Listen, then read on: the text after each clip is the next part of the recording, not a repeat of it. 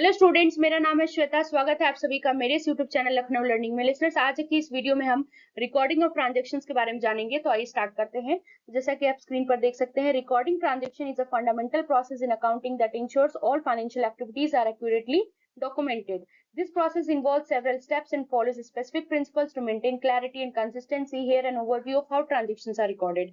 बोला गया जो हम ट्रांजेक्शन्स का रिकॉर्डिंग करते हैं कि ये फंडामेंटल प्रोसेस है अकाउंटिंग में, जो कि बेसिकली इंश्योर करता है सारे फाइनेंशियल एक्टिविटीज को जो कि एक्यूरेटली डॉक्यूमेंटेड हैं। बोला कि इस तरीके की जो प्रक्रिया होती है इसमें बहुत सारे स्टेप्स अपनाए गए हैं, बहुत सारे प्रिंसिपल्स फॉलो किए गए हैं ताकि क्लैरिटी हो सके और कंसिस्टेंसी मेंटेन हो सके। कुछ ओवरव्यू है कि कैसे हम ट्रांजेक्शन्स को रिकॉर्ड कर सकते हैं। तो देखिए, सबसे पहला आता है हमारा आइडेंटिफाई द ट्रांजेक्शन। पहले हम ट्रांजेक्शन को आइडेंटिफाई करेंगे, यानी determine the nature of the transaction, example sale, purchase, expense, and ensure it is relevant and measurable in money terms. यानी पहले तो हम ट्रांजेक्शंस के नेचर को देखेंगे कि सेल का है, कि परचेज का है, कि एक्सपेंस का है, और फिर ये इंश्योर करेंगे कि ये रिलेवेंट और मेजरेबल हो भी मनी टर्म्स में। यानी कि हम जानते हैं कि अकाउंटिंग सिर्फ मॉनेटरी टर्म्स की चीजों को लेता है ना, नॉन मॉनेटरी ट्रांजेक्शंस को नहीं लेता है। तो वो सारी चीजें हम देखेंगे। दूसरा आता है हमारा एनालाइज द ट्रांजेक्शन। फिर ट्रांजेक्शन को एनालिसिस करेंगे, यानी इसमें क्या होता है, identify the accounts affected by the transaction. यानी this typically includes assets, example cash inventory, liabilities, example loans, account payable, equity, example capital contributions, retained earnings.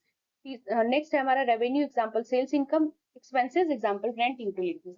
यानी ट्रांजेक्शन को एनालाइज करना, आइडेंटिफाई करना अकाउंट को जो कि इस ट्रांजेक्शन के द्वारा इफेक्ट हुए हैं, जो जिसमें क्या क्या चीजें, ये सारी चीजें इंक्लूडेड है। एसेट्स का है, कैश इफेक्ट हो रहा है, या इन्वेंट्री हो रहा है, लोन हो रहा है, अकाउंट पेबल हो रहा है, कैपिटल कंट्रीब्यूशन, रिटेन अर्निंग्स हो रहा है, या सेल्स इनकम, या रेंट, या यूटिलिटीज। ये बताया गया लिसनर्स। तीसरा पॉइंट आता है हमारा determine the impact. Determine the impact की बात करें लिसनर्स, तो डिटरमाइन द इम्पैक्ट, फिर अब इसके इम्पैक्ट को हम देखेंगे। तो certain how the transaction effect the accounts, increase और decrease in each account involve.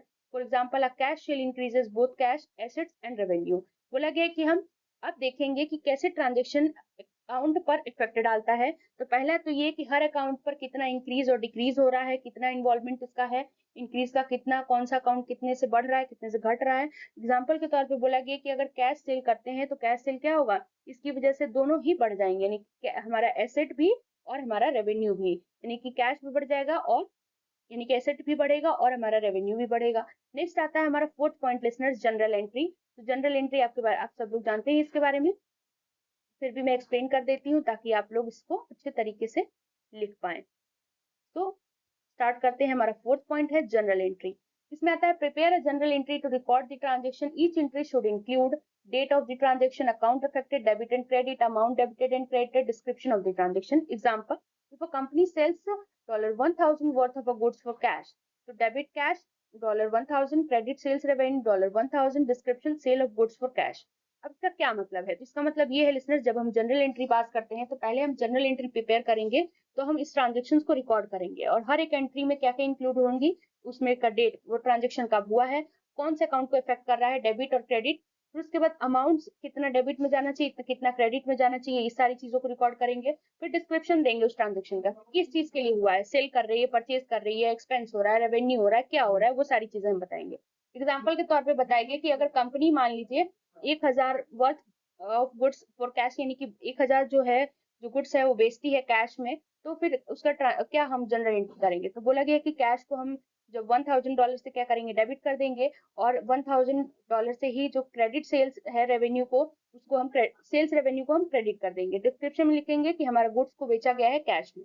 फिर ये लिस्टर्स बताया गया इसमें। नेक्स्ट पॉइंट आता है पोस्टिंग टू द लेजर, यानी कि लेजर में पोस्ट कर देंगे। फिफ्थ पॉइंट है हमारा।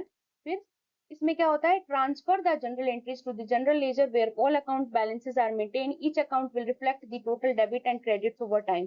बोला गया फिर हम इसको जनरल एंट्रीज में ट्रांसफर कर देंगे जनरल लेजर से, जहां पे सारे अकाउंट बैलेंसेस मेंटेन हो जाते हैं और हर अकाउंट रिफ्लेक्ट करता है टोटल डेबिट कितना हो, क्रेडिट कितना हो, और समय के साथ। तो लिसनर्स, आज के लिए बस इतना ही। आई होप आपको सारी चीजें क्लियर हो गई होंगी। Thank you.